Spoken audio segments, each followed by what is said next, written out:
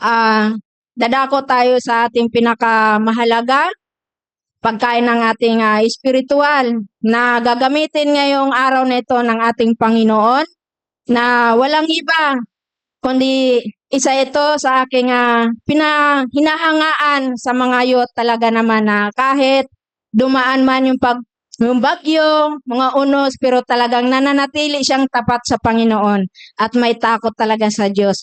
At siya ay napakasiksi. At siya lang naman yung pinakamatangka dito sa mga youth. Salamat sa Panginoon dahil siya ay ginamit ng Diyos sa araw nito na walang iba kundi si Michelle Ann Deloria.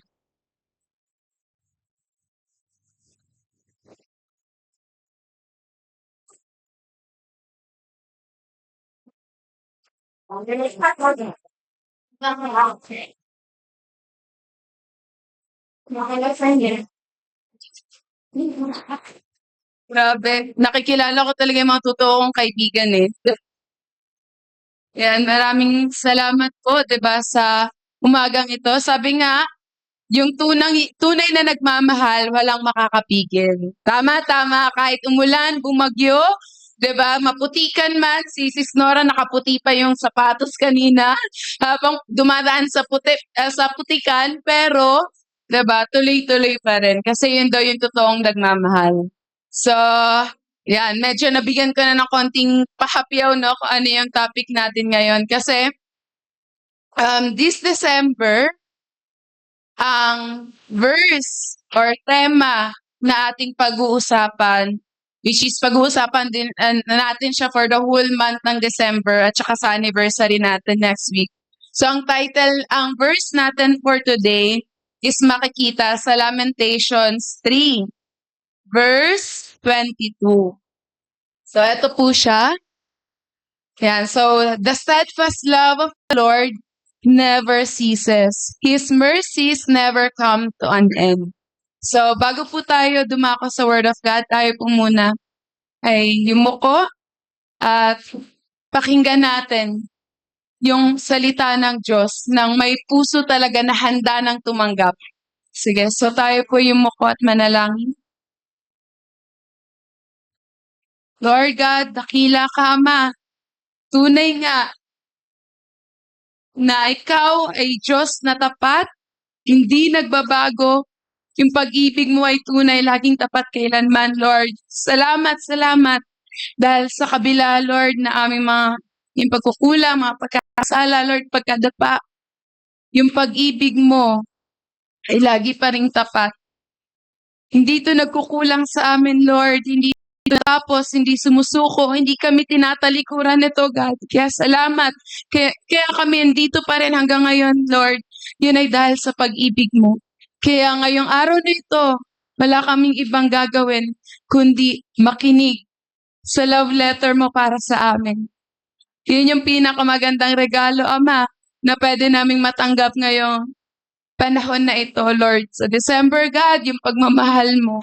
Kaya salamat, Lord, na alam ko, Lord, na ang usapan natin, Lord, kagabi, ikaw lang talaga yung magsasalita, walang iba. Gamitin mo lang po ako bilang yung instrumento, bilang yung mic sa iyong mga salita. Nawa bawat salita na mapapakinggan namin ngayon, God, ito po yung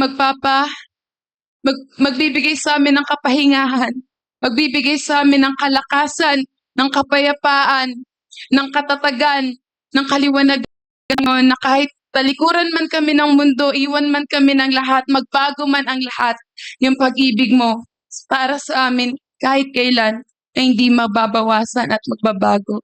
Kaya Lord, salamat po. Buksan mo ang puso't isipan ng bawat isa. Manahan ka, mangusap ka. Ikaw lamang ang makita at maparangalan sa oras na ito, God. Salamat, salamat, salamat, Ama ko. In Jesus' name we pray. Amen. So, ayan. Okay. So, yung title natin ngayon is Only God. So,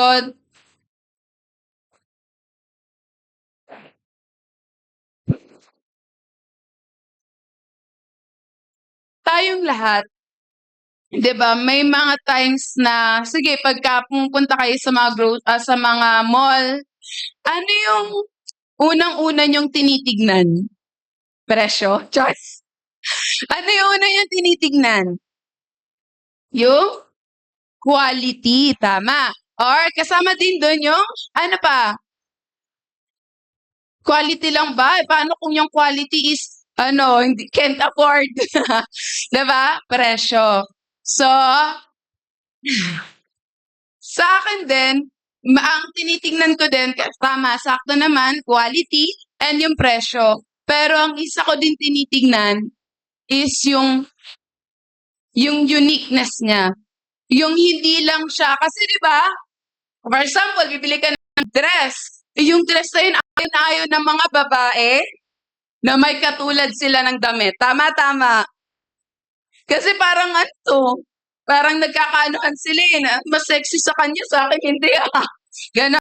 So, ako din, nung naglalakad ako para iniisip ko na lahat tayo, meron tayong hinahanap or meron talaga tayong dinidesire. Pero ang ni God sa atin din is merong unique. Kumbaga sa lahat ng bagay, sa lahat ng tao, sa lahat ng kahit sa pamimili natin, meron dapat unique. Kasi, yung tipong sa kanya mo lang makikita or siya yung lang kakaiba.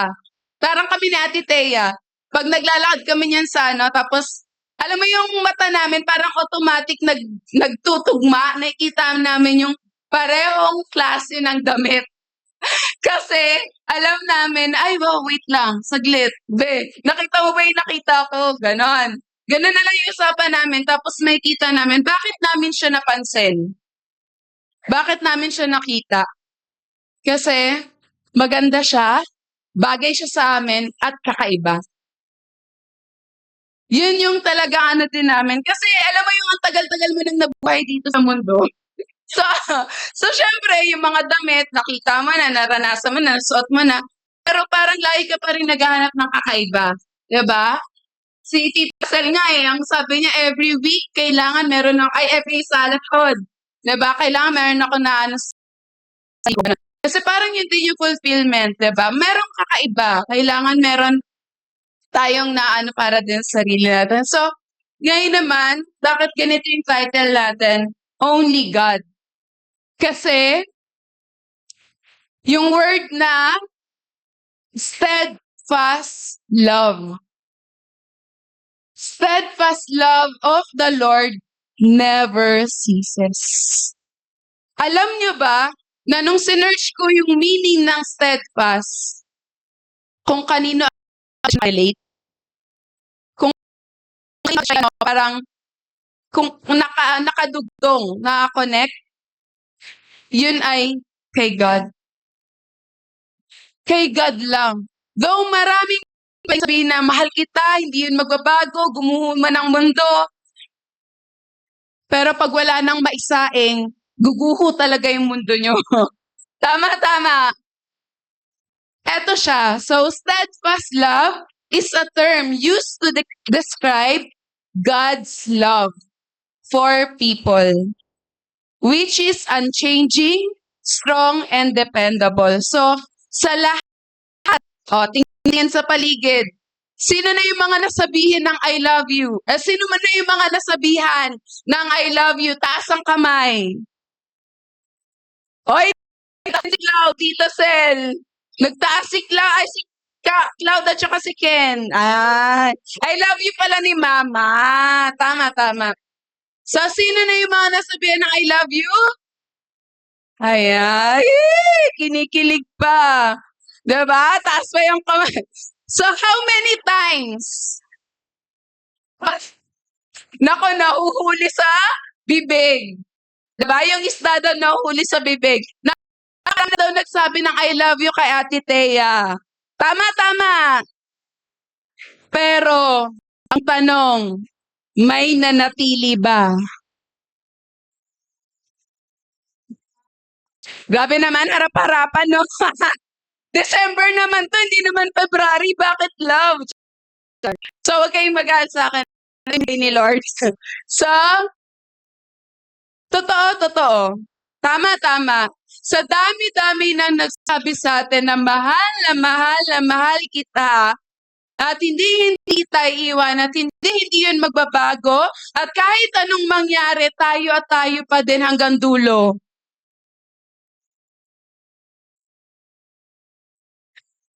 Pero lahat ng yun, 'di ba, hindi natin talaga napanghawakan. Or hindi siya ganun katatag. Tama. Pagka, katulad nito, yung panahon, 'di ba? Minsan nga daw yung pag-ibig parang panahon, nakadepende sa panahon, tama? Nakadepende sa sitwasyon, nakadepende pag mabuti ka, ang bilis mong mahalin. Pag meron ka ng lahat, ang bilis mong mahalin. 'Di ba? Pagka masunurin ka, pagka magalang ka, pagka okay ka, ang bilis lang mahalin.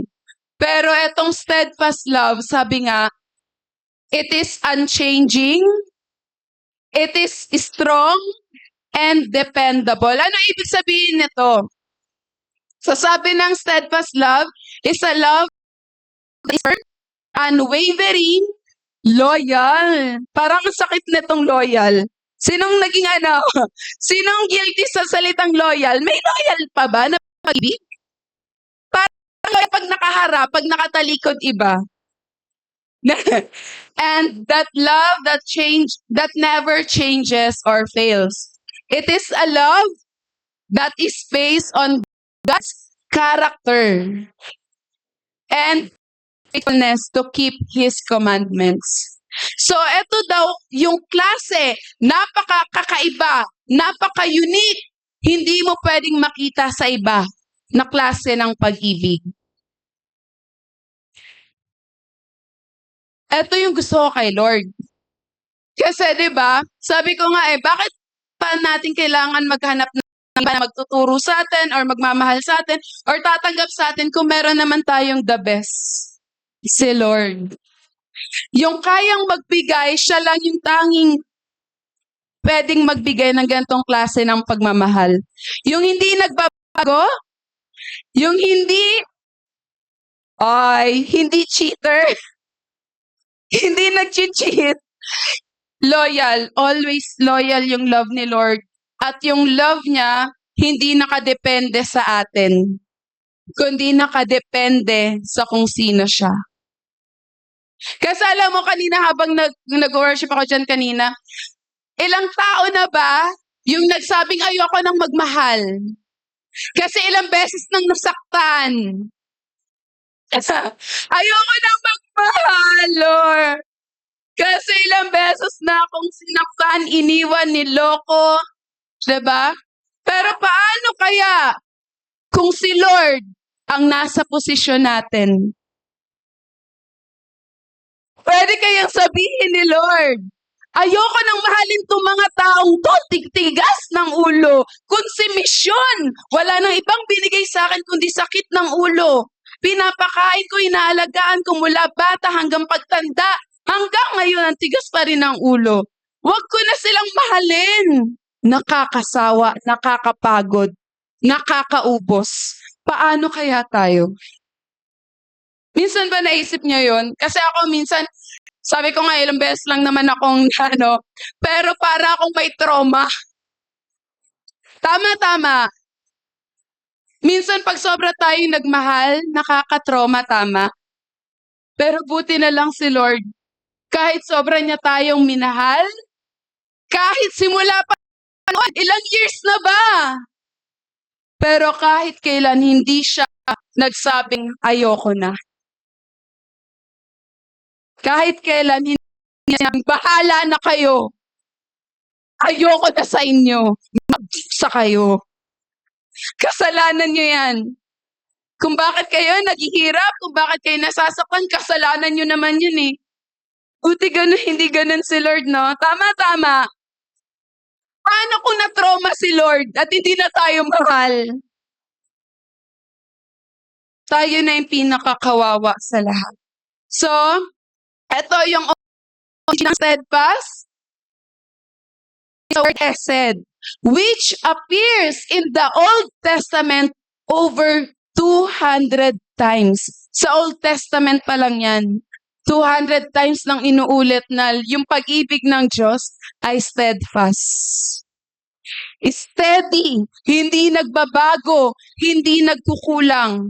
Kahit anong mangyari sa mundo, ganun pa rin yung klase ng pagmamahal niya. It's always perfect. So, next po. Yung kahalagahan naman na malaman natin yung pag-ibig ng Diyos. Sabi, some say that knowing God's steadfast love helps people find their worth and value and their place in God's kingdom. Others say that God's steadfast love is a reminder that no matter how far people stray from God, His love will draw them back. So ito yung matinding paalala sa atin na kahit gaano man tayo naglaro-laro, nag-Dora the Explorer sa mundo, kahit gaano man tayo naghabol sa maling tao, kaya tuloy na palayo tayo kay Lord. Kahit gaano man tayo nag-fail sa kasalanan, kahit gaano man kalaki yung ating pagkukulang, kahit hindi tayo karapat-dapat. Sige nga, tingnan nga natin yung sarili natin. Kung karapat-dapat ba tayo sa Diyos?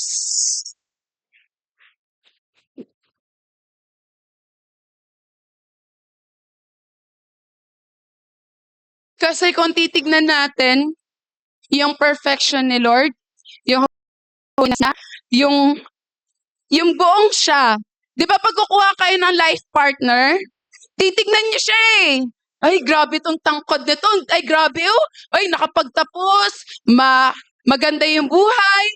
Parang i-evaluate mo siya. Hindi ka naman pwedeng kumuha ng putyo-putyo lang, no?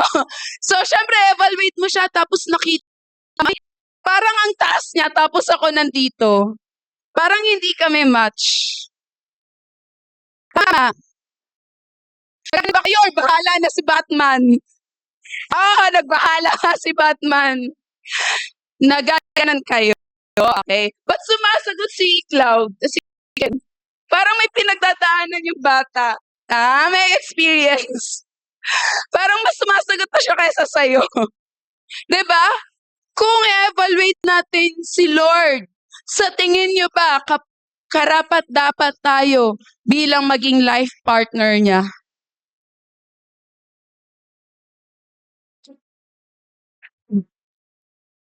Pero grabe lang. Grabe lang. Mamaya, tayong umiyak. So, sabi dito, examples nito sa Exodus 34 verse 6 to 7, God is described as being abounding in steadfast love and faithfulness. In Psalm 119 verse 88, David asked God to preserve his love in his unfailing love. So, si David neto, 'di ba? Alam naman natin na kahit nga daw sabi na yung pinakamatalino, pinakamagaling, pinakamatatag, pinakamalapit sa Panginoon, sometimes we still fail. Nagkakasala pa rin tayo at nagkukulang. Tama.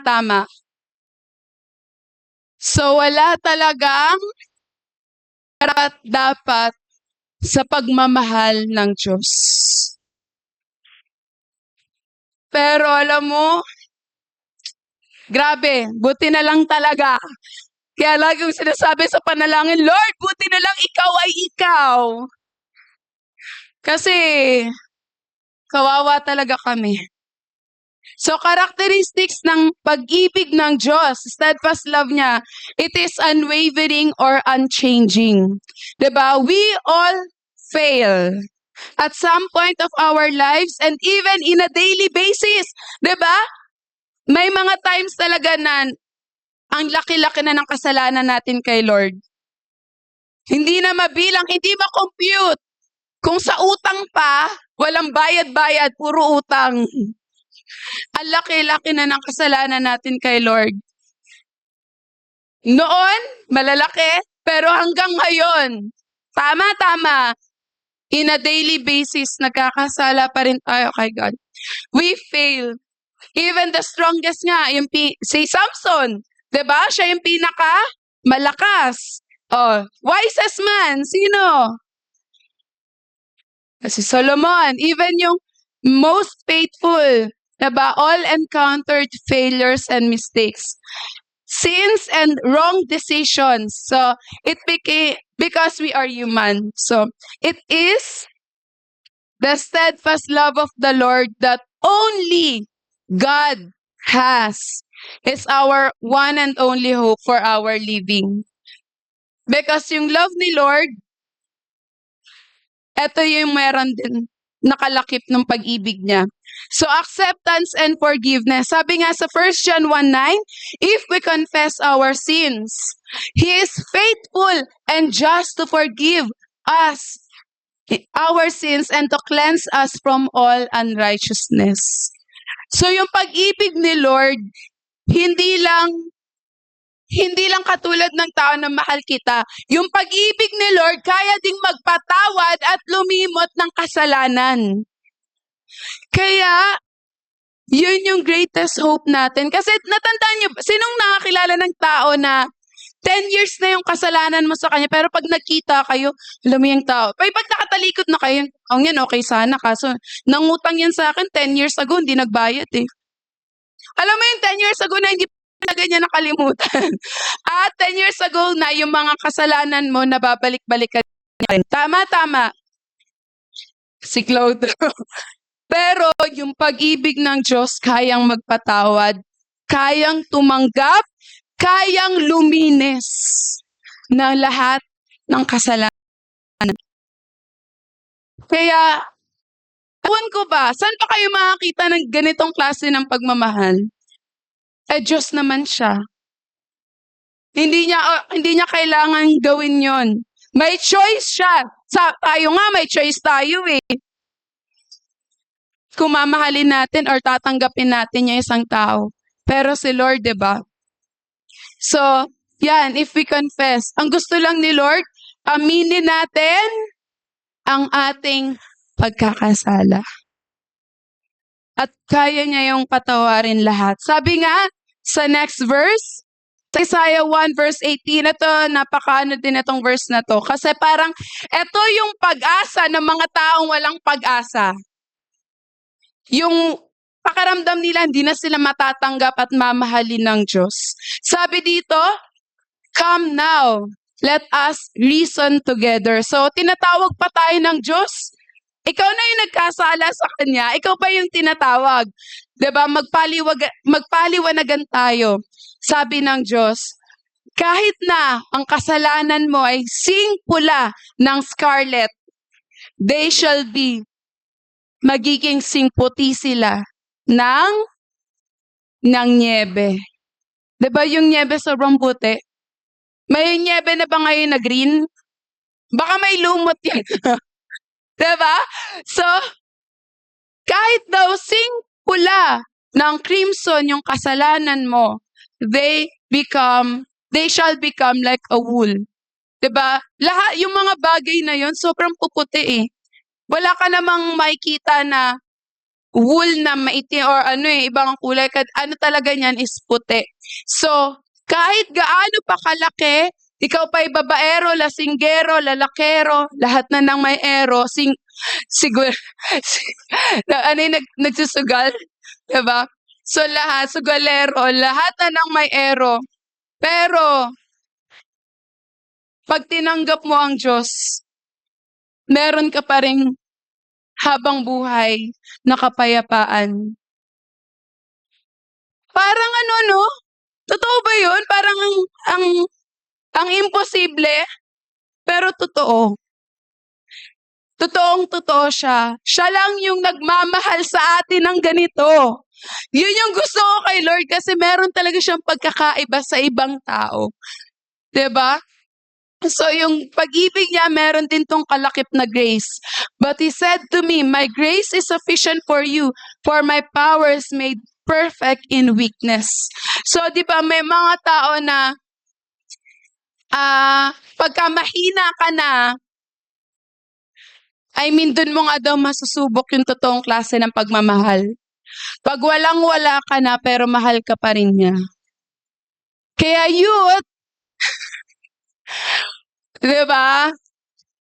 Ganon yung klase na, kung ganon klase yung pagmamahal yung binibigay ni Lord, yun din yung asamin nating klase ng pagmamahal na pwedeng ibigay sa atin. Yung love na kahit nasa kahinaan mo, kahit nasa kapangitan mo, diba, kahit na nagdadrama ka na, at wala nang rason yung galit mo, still, ipapakita niya sa'yo na nandito pa rin ako. Tama. Ayan, pag hindi ganyan yung pagmamahal, ibenta mo na lang. Para mapakinabangan pa. So, he remains faithful. Yung grace ni God talagang nagtatawid sa atin sa mga point ng sobrang kahinaan natin. Kasi hindi naman tayo laging malakas. Hindi tayo laging matatag. May mga times talaga na nanghihina tayo. Pero salamat, dahil yung pag-ibig ng Diyos ay hindi nagbabago. Si Peter! Halimbawa na lang si Peter. 'Di ba? Ang tatag-tatag niya nung nakatingin siya kay Jesus. Pero nung napatingin siya sa storm, sa bagyo, lumubog siya. Pero sinabi pa ng Diyos, "Okay, sige, bye-bye, iwanan na kita. Diyan ka na ha. Ingat ka dyan. Lumangoy ka mag-isa, kaya mo yan." Hindi, 'di ba? Ang ginawa niya, inabot niya pa rin si Peter, ibinigay niya pa rin yung kamay niya at tinulungan niya si Peter. Ganon din yung pag-ibig ng Diyos. Doon sa pinaka-point na wala ni isang taong nandoon, andun ang Diyos. Kaya may mga tao talaga na silent warrior na sila lang yung nakakaalam ng may battle sila kasi parang mas gusto nila na yung hands ni God, yun yung mahawakan nila. Diba? So, yun, talagang hindi tayo iiwan ng Diyos. Kahit sa pinakapangit. So, next, ano yung una? His love is unwavering, unchanging. Hindi siya nakadepende.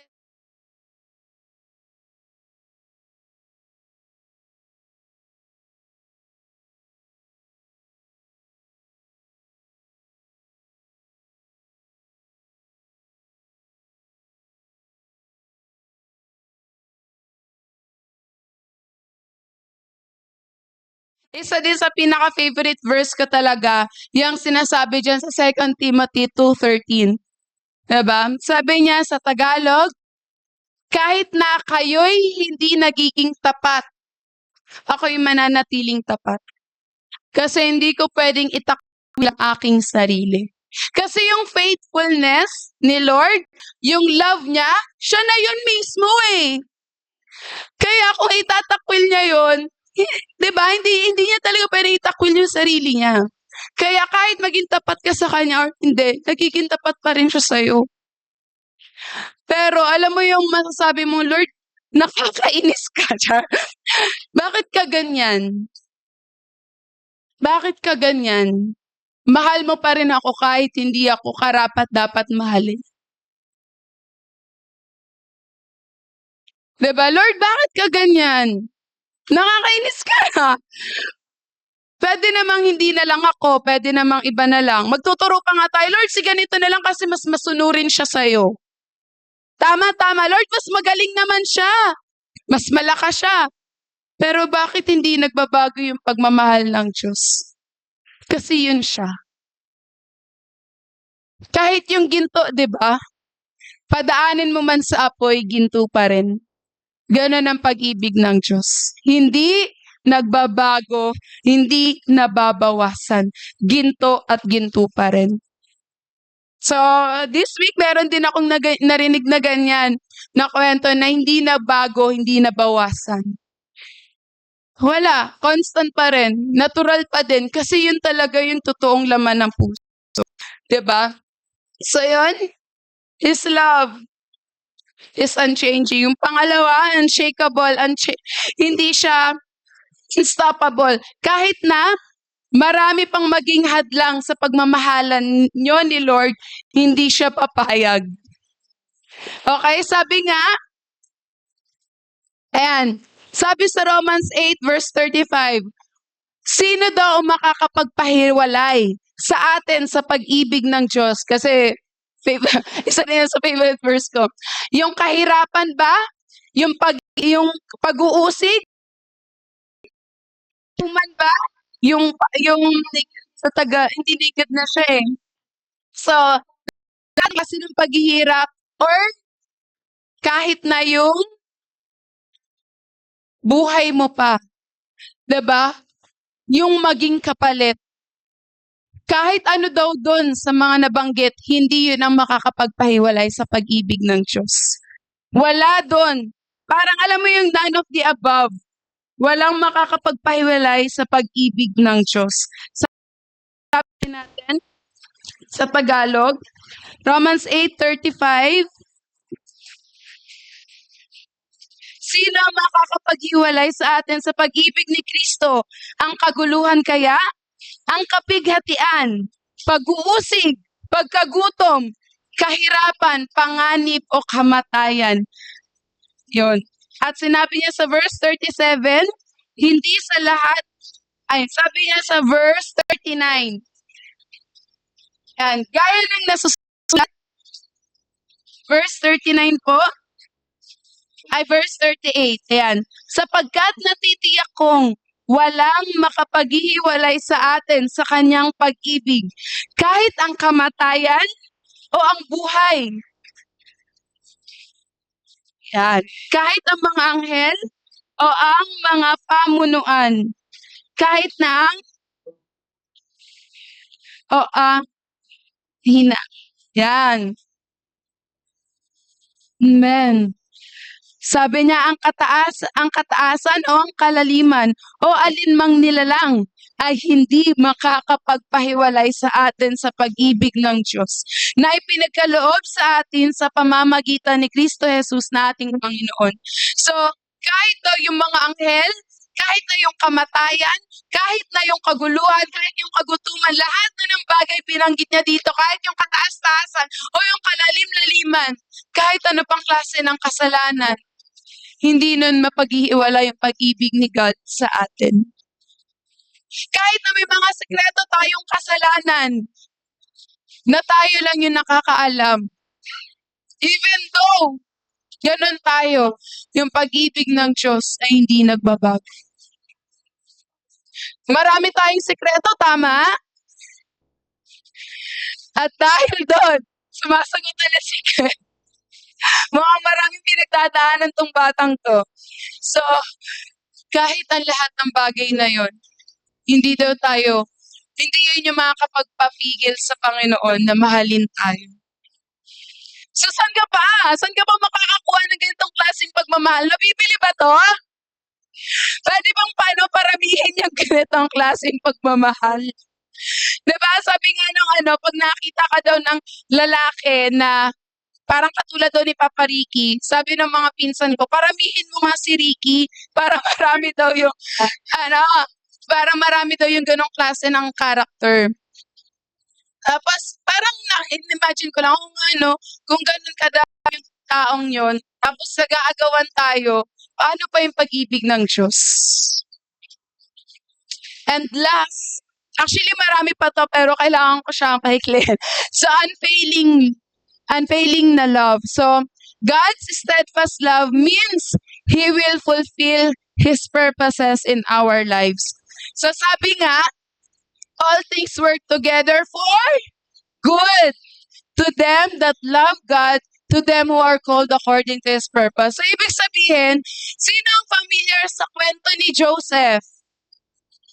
Yes. Hindi, si Joseph yung may utang sa baba. Si Joseph the Dreamer, di ba? Yung pangit na ginawa sa kanya, yun yung nagdala sa kung saan siya talaga dapat nakalagay. Ano yung mga nangyari kay Joseph? O sige, siya ay hinulog sa bangin ng wait lang, children, ng mga kapatid niya. So, wag na tayo magtaka, di ba? May mga times talaga na kahit sa family natin, kakaroon ng conflict. Kasi kahit sa Bible, di ba, family din talaga yung unang nagiging challenge. Pero si Joseph ba sumuko? Let's see. So, siya ay hinulog sa bangin, di ba? Sa well, na walang tubig. Tapos inisip, ay hindi, benta na lang natin siya. Magkakapera pa tayo, di ba? So, ibinenta siya. Kapatid mo, no, ibinenta ka, sakit. Di ba? Pangatlo, ano pa yung naging nangyari sa kanya? Siya ay naging, nag-shortcut ka, ha? Siya ay, no, siya ay naging, alipin. Siya ay naging alipin. Diba? So, dati, nandun pa siya sa papa niya, siya yung pinaka-favorite. Diba? Nakukuha niya yung mga bagay na gusto niya. Pero nung nandun na siya, nagkaloko-loko na yung buhay niya. Diba? Naging alipin pa siya. At hindi pa natapos dun. Nung lumalaki na siya, nagustuhan siya ng babae at siya ay, diba? Gumawa ng kwento na siya daw ay ginawa niya ng masama yung babae. Kasi yung babae, gusto siya. Siya, may takot siya sa Diyos. Kaya hindi niya inaano yung temptation ng babae. Kasi yung babae may asawa. So, hindi niya pinatulan. Ang babae na insulto, ang ganda-ganda kong to, dinedma ako ng alipin. Diba? Ang sakit-sakit, katulad ni ate na magandang kutis. Diba? Ang sakit siguro sa babae nun.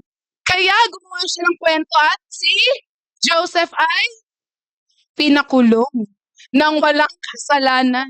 After niyang makulong, 'di ba, meron pang dream na ipinaliwanag niya. Inaasahan niya na dahil naipaliwanag niya yung panaginip nitong kasama niya, tutulungan siya nitong makalabas. Kasi yun yung pangako sa kanya ng lalaki, 'di ba?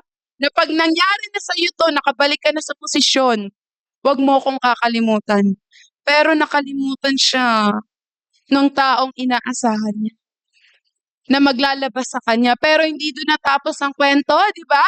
Na naginip yung hari. Pagkatapos nun, siya yung tinawag para magpaliwanag ng panaginip. And dahil siya yung nakapagpaliwanag, siya yung ginawang pangalawa sa pinakamataas. So, yung mga nangyari sa kanya, yun yung nagdala sa kanya sa kung saan dapat talaga siya. Diba? So, yung steadfast love ni God, yun din ay magfulfill ng mga pangako niya. So, kung ano man yung plano ni God sa buhay natin, diba may mga tayo ng pandinig or ano, pero yung love ni Lord, nandun pa rin yung grace niya na kakain ka pabalik. Hindi niya kayaan na diretso ka hanggang mabunggo ka na. Sabi niya, diretso ka lang hanggang mabunggo. Hindi. Pipigilan ka, gagabayan ka, aakayin ka ng Diyos. Kasi gusto niya lahat ng mga anak niya ay makakilala sa Kanya. Meron ba sa amin, sa family namin, bago matulog si mama, lahat kami chine-check niya. Pag may isang nawawala, nako, hindi talaga yan mapapakali. Hanapin niya talaga yan. Ganon din po ang Diyos. Sabi ko nga, kung merong di ba, sabi ko, meron nga sa pamilya pa nga lang yun, di ba? Paano pa kaya si Lord? Siya yung gumawa sa atin. Hahanapin at hahanapin niya talaga tayo.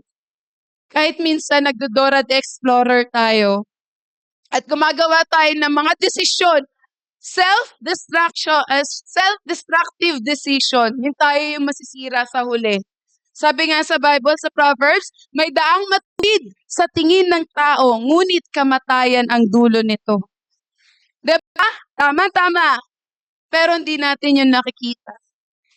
Kaya ang ginagawa ng Diyos, inaakay niya tayo pabalik sa Kanya. Kaya, salamat dahil ganito yung klase ng pag-ibig ng Diyos. So, next po. So, Yung unfailing love niya.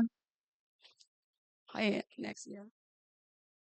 Yun yung kasiguraduhan natin na kahit na minsan, 'di ba? Sabi nga din natin na hindi naman lagi tayong perfect, hindi rin tayo laging maayos. Pero salamat dahil yung grace ni God yung sumasalo sa atin. So next po. Ayan. Ayan, even He disciplined us, it's still because of His love. Because there's nothing we can do. Ay, because there's nothing He do without His love in it. So, lahat ng ginagawa daw ng Diyos, kahit yung pagdidisiplina niya, kahit yung pagtutuwid niya, kahit masakit, ginagawa niya yon dahil mahal niya tayo. 'Di ba? Walang bagay daw na ginagawa ang Diyos na dahil hindi niya tayo mahal. Kasi kay Lord, walang trip-trip. Ay, trip ko lang siguro padaanin siya sa apoy. Siguro trip ko lang lunurin siya. Ay, siguro trip ko lang na mabaon siya sa utang. Siguro trip ko lang na palayasin siya ng nanay niya, ng magulang niya. Trip ko lang yun lahat. Kasi ang sarap mag-trip, 'di ba? Hindi po ganun si Lord. Hindi siya brutal, hindi siya masama, siya ay Diyos ng pag-ibig. Kaya ito yung makakapagtiwala tayo that only God's love yung ganito sa atin. Very unique. Sabi nga, I know na minsan napapatanong tayo, Lord, karapat dapat pa ba ako? Ama, sa dami ng utang ko, sa dami ng kasalanan ko, sa dami ng pagkaliko ko, sa dami ng mga bagay na nagpapalayo sa akin at sa iyo, pwede pa bang maging tayo?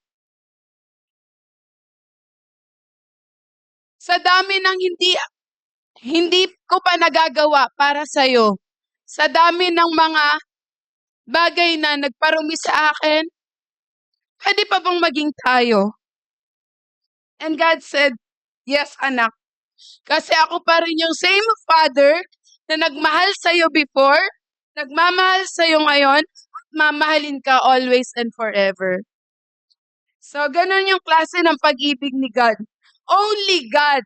Huwag mong hanapin sa iba kasi madidisappoint ka lang. Sabi nga ni Kuya Arnel, hindi magbibigay si Lord ng isang bagay o isang tao na ipapalit mo sa Kanya.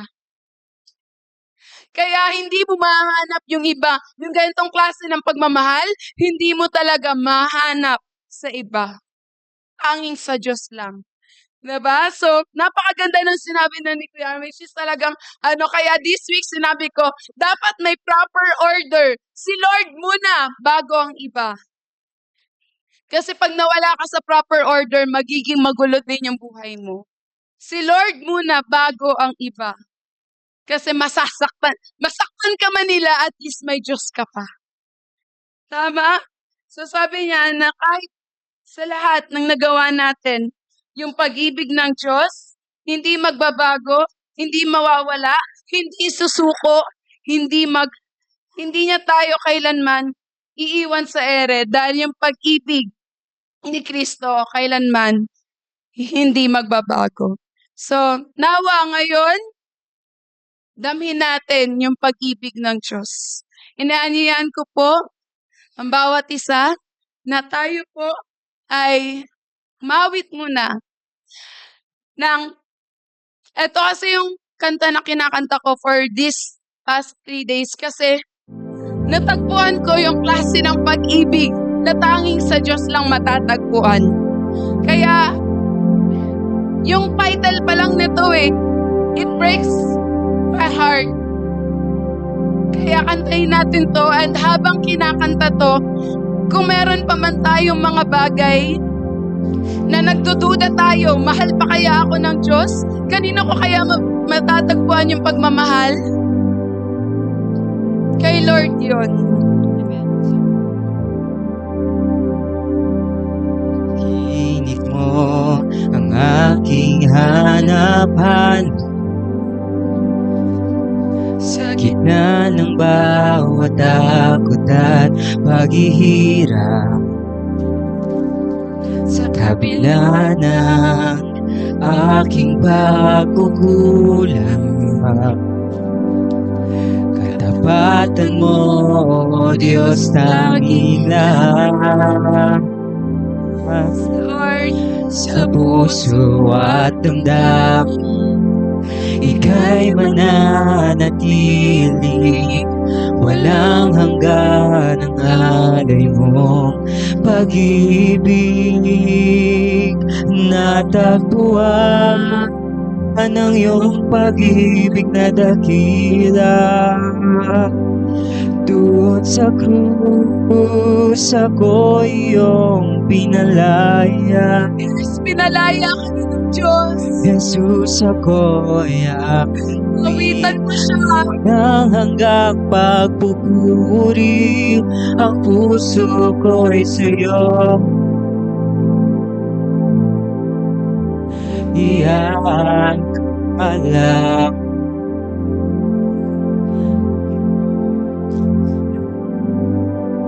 Panginoon, ikaw ang agapan. Kabutihan mo sa akin di nakukulang. Yes, Panginoon, Panginoon, ikaw lang ang kailangan.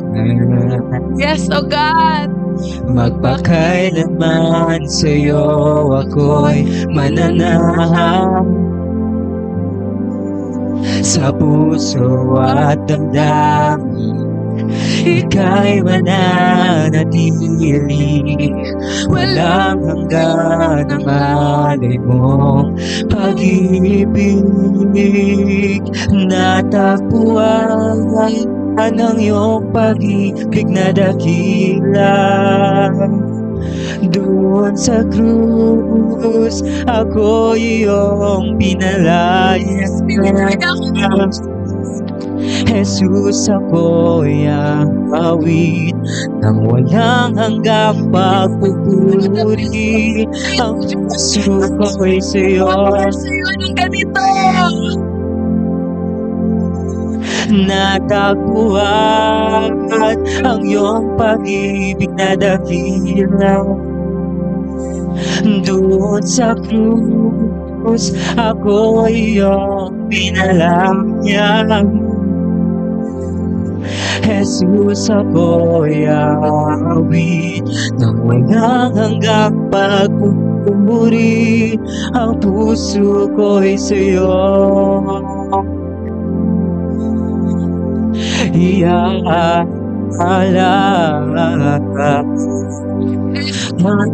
Huwag naman yung para mahalilang Diyos.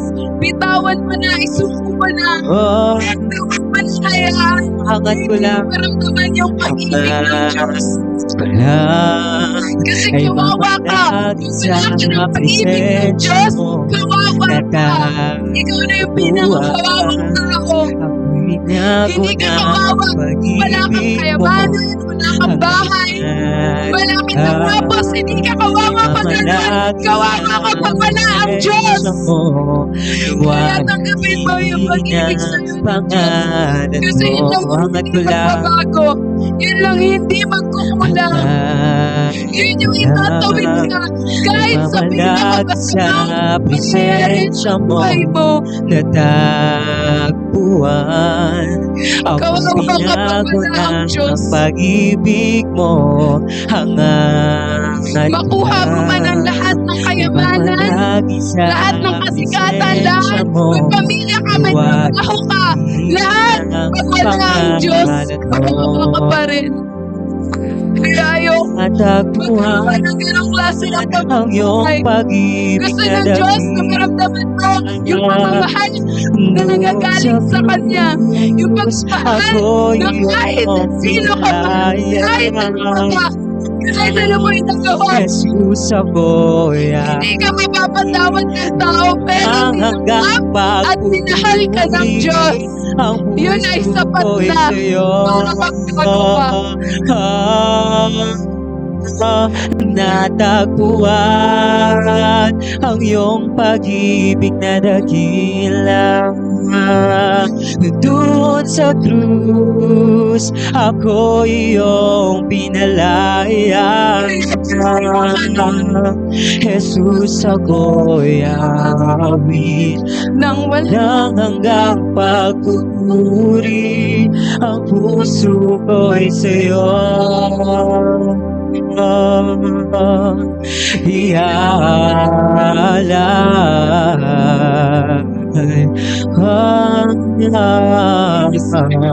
sa'yo lang. Kasi kung magmamahal ako ng At ko lang ang pinahal ko, Lord. Kaya ko kaya mo ako ng ito.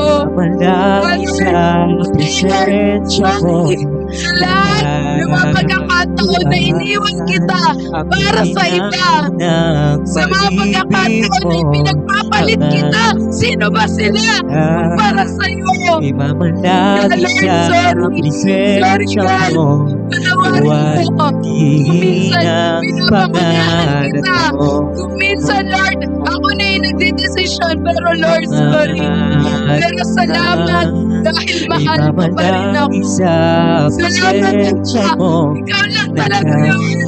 Pagbuhan, Kaya Lord, salamat. ako'y binago ng Baguhin mo yung pag-ibig puso ko. Baguhin mo yung buhay ko.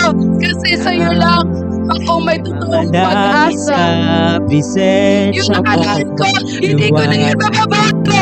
Pero yung ako ngayon, na magkakahal sa'yo, nag-asa pa ako hanggang dulo.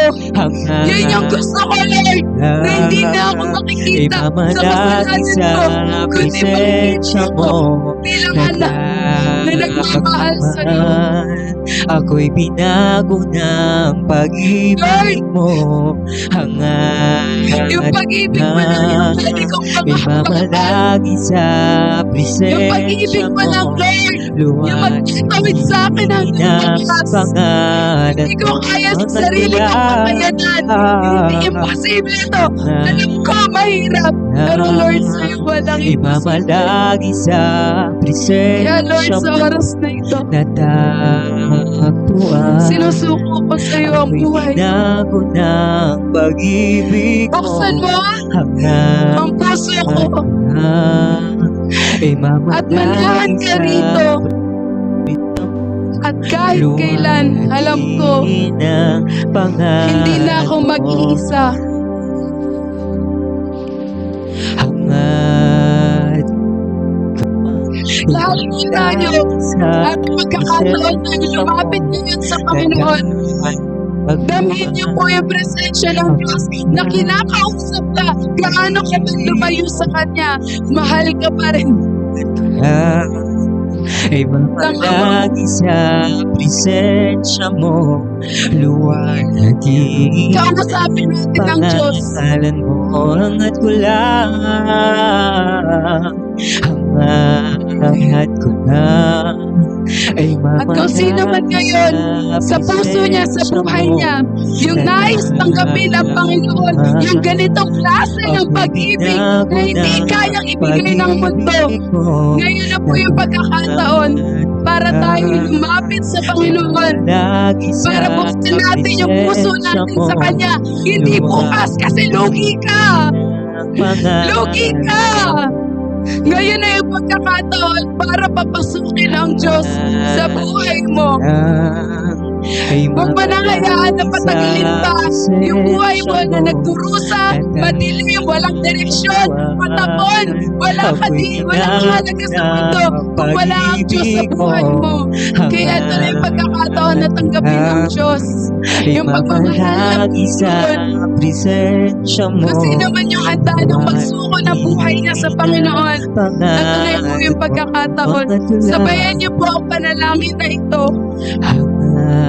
Ama,